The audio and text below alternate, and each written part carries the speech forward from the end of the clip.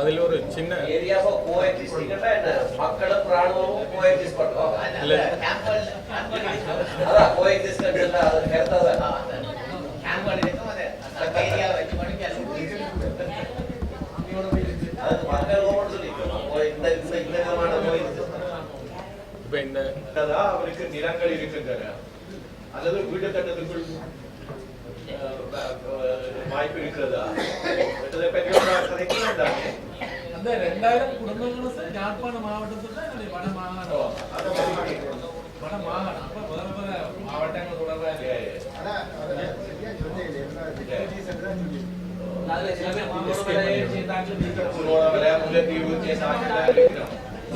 அங்க இருக்கிற இடங்களும் அதை கேட்டிருக்கிறேன் என்னன்னா we will thank you to ensure 2,508 refugees who are voluntarily planning to come back are not hassled by issues relating to their essential documents, including citizenship, and are able to get back to their own land, or in the case of returnees who don't own land, be given lands to restart their lives in their homeland. But Angal, we'll have to find out to ensure their entitlement.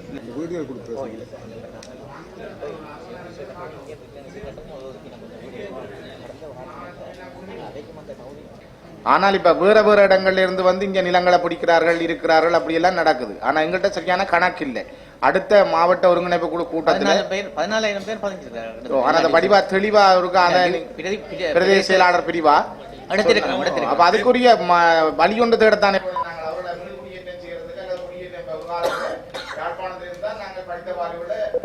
மாவட்டங்கள்ல குடியேற்றம் செய்தோம். இப்ப அந்த குடியேற்றங்கள் பற்றி சிந்திக்கிறே இல்லை. இங்கேயும் காணி இல்லாமல் இங்கேயும் நீர்வளம் நிலவள பிரச்சனை எல்லாத்தையும் வச்சு கொண்டிருந்தால் இவர்கள்ட்ட எதிர்கால பிரச்சனை பாரிய அளவில் இருக்கும். இப்ப நாங்க மாங்குளம் சிட்டி பிளான் போட்டு மாங்குளம் பற்றி பேசி கொண்டிருக்கிறோம். இப்ப அதை அண்டிய பிரதேசங்கள் அல்லது கிளிநொச்சிய வவுனியா வாண்டிய பிரதேசங்கள் முல்லத்தி வாண்டிய பிரதேசங்கள்ல குடியேற்றத்துக்கான திட்டங்களை வகுக்க வேணும். இப்படியே வச்சிருந்தோம்னா நான் கதைச்சு கொண்டு தான் இருப்போம். நடவடிக்கை நடக்காது. இதுல ரெண்டு விதமான நாங்கள் அங்க இருந்து வரக்கூடிய ஆட்கள் முழு தகவலையும் தெரிஞ்சிருந்தால் எங்கள் டிவிஷன் செக்ரட்டரி விவரங்களை கேட்டெடுக்கலாம். மற்றது கிட்டத்தட்ட 30 வருஷ காலத்தில் அவர்கள் சொந்தக்காரர் ஒரு காணியில் இருந்திருப்பார். ஆனால் இப்போ வேண்டிய குழந்தைகள் பிள்ளைகள் கல்யாணம் செய்த வழிகள் எல்லாம் நிலம் இல்லாமல் இருக்கும். இல்லாமல் தான் அதிகமாக இருக்கும். இப்போ கரையோர பக்கங்களில் அந்த பிரச்சனை இன்னும் அதிகமாக இருக்கும்.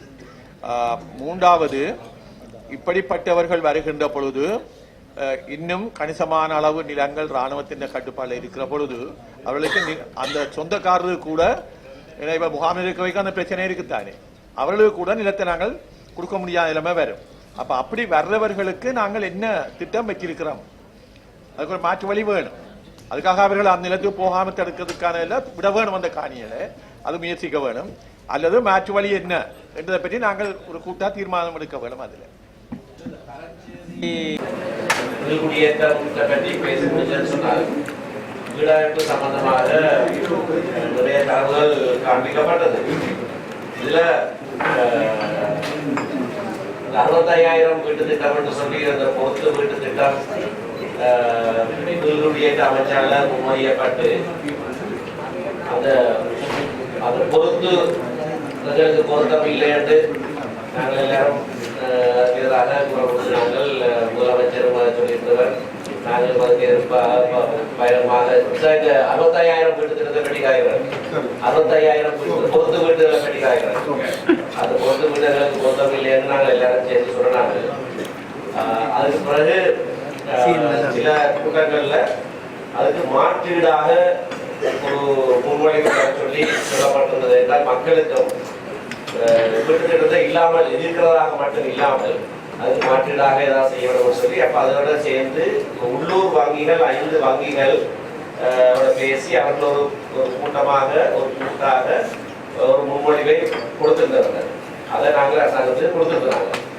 அதை சரியாக பரிசீலிப்போம் சொல்லியிருந்தார்கள். அதன்படி இந்த 65,000 வீடுகள் இந்த பொறுத்து வீடு கட்டுவதற்கு அரசாங்கம் எவ்வளவு பணம் செலவழிக்குதோ அதே பணத்தை செலவழிச்சால் 1,02,000 வீடு கட்டலாம் என்று அந்த யோசனையில உள்ளூர் வங்கிகள் கொடுத்திருக்கிறது. ஆனால் அரசாங்கம் வந்த நேரத்தில் அதை முன்னெடுக்காமல் அதுலேயும் 65,000 வீடுகள் நாங்கள் கட்டுவோம், பணம் குறைதான் செலவாக இருக்கும் என்று சொல்லி இருந்த போதிலேயும் இப்ப திரும்பவும் அதே நிறுவனம் அர்சிலோபிட்டால் முதல்ல 21 லட்சம் என்று மதிப்பிட்ட வீட்டை இப்ப 13 லட்சத்துக்கு தாங்கள் செய்து கொடுக்கிறதாக முன்னிருக்காங்க.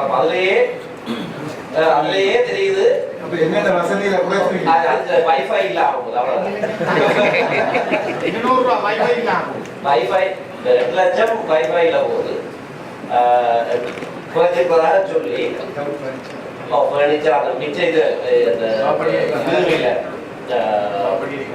டிவி இல்ல அதில் இல்லாமல் சோலாரும் இல்ல அதில் குறைச்சு 1.3 சொல்லி இப்ப அதுக்கு இப்ப டெண்டர் கால் பண்றதுக்கு திரும்ப அரசாங்கம் ஒரு நடவடிக்கை எடுத்திருக்கிறது. கடந்த தினம் பிரதம மந்திரி யாழ்ப்பாணத்துக்கு வந்திருந்த போது அரசாங்க அதிபர் நாங்கள் அவரோட பற்றி பேசினாங்க. அதாவது இது பொருத்தமில்லாத ஒரு விஷயம். இதை திரும்ப அதையே கொண்டு வந்து எழுத மக்கள்கிட்ட இது வேணும்னா இது எழுதுன்ற மாதிரி இருக்கக்கூடாதுன்னு நாங்கள் சொன்ன போது இல்ல கல்வியிடும் இது ரெண்டையும் நாங்கள் மக்களுக்கு சொல்லுவோம். அவர்கள் விரும்புவதை தேர்ந்தெடுக்கணும்னு சொல்லி கொண்டு போயிட்டேன். ஆனால் அதுக்கு பிறகு திரு சம்பந்தனும் நானும் திரு பாஸ்கரலிங்கமோட முதலமைச்சர் சொன்ன மாதிரி அவரை நியமிச்சிருக்கு சில தேவைகள் பார்க்கறதுக்கு அவரோட சந்திச்சு பேசினாங்க. அப்ப அதன் மூலமாக அந்த நாங்கள் முன்மொழிஞ்ச திட்டத்தை திரும்பவும் தருணத்தில் கொடுக்கும்படியாக சொல்லியிருக்கார்.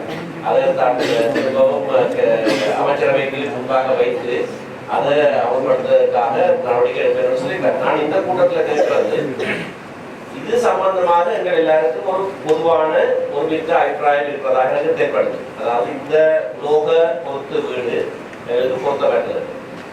அதை நாங்கள் வேண்டாம் என்று மட்டும் சொன்னால் மக்களுக்கு வீடு வாய்ப்பு இல்லாமல் போயிட்டு கொண்டு மாற்று திட்டம் ஒன்று நாங்கள் முழுமையாக உள்ளூர் 5 வங்கிகளோடு முன்வைத்திருக்கிற காரணத்தினால அதை நடைமுறைப்படுத்துமாறும் இந்த உலோகத்தகட்டு பொறுத்து வீட்டு திட்டத்தை கைவிடுமாறும் இந்த கூட்டத்தில் நாங்கள் ஒரு தீர்மானத்தை எடுக்கலாம். ஒரு விஷயம் ஒவ்வொரு வீட்டுக்கும் அந்த டியூப்வேல் போறது தான் அது சொல்லி இருந்தது. அவ்வளவு டியூப்வேல்ஸ் எடுக்கிறதால இந்த மாதிரியான பாதிப்பு ஏற்படுவது சம்பந்தமாக அதை பற்றி நாங்கள் அந்த வாங்கி செய்கிற விஷயம் சம்பந்தமாக எனக்கு தெரியாது. மற்ற விஷயங்கள் எதிர்கொண்டும் இல்லை.